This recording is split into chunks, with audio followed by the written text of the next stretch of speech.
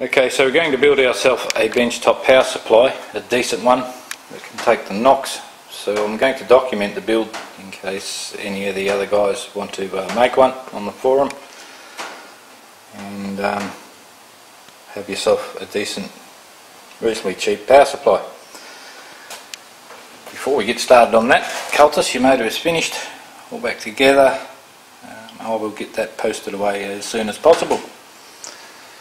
Alrighty, the way I'm going to do it is I'm going to use an old computer tower, because they're very common, easy to find, even on the side of the road on junk collection days. It'll make a very good house for our power supply.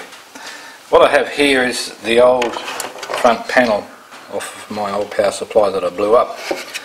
However, all the gauges and that inside and the electronics for our volts and amps are all still good. We also have our calibrated shunt there, and it just so happens in this case that it fits in there quite neat. So we're off to a good start.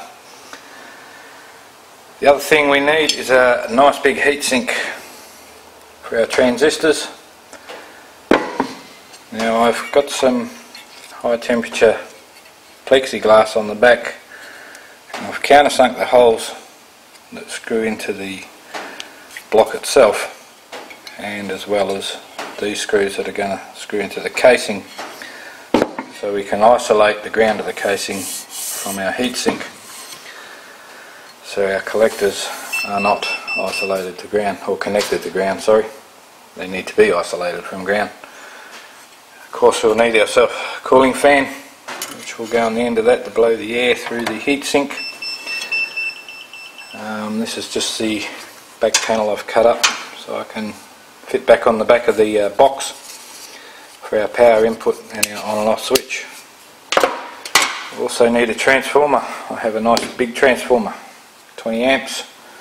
Now the good thing about this one is it's 240 volts in and 24 volts out. That is on the 240 volt setting, and we have a 220 and a 200. If I put our mains into the 200 volts, I get 31 volts AC output. So that's what we will be doing with this one. 100 amp full wave bridge rectifier, also on heat sinks, ready to go in.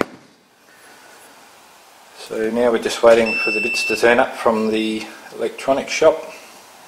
All that beeping going on over here is just a battery I'm trying to rejuvenate, and it is actually starting to take charge.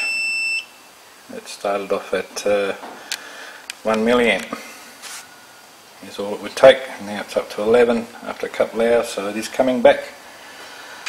We're also going to be fitting a pulse charger similar to that one there into our box as well, and that of course will go, well, the outputs will come out of this panel along with the on-off switch.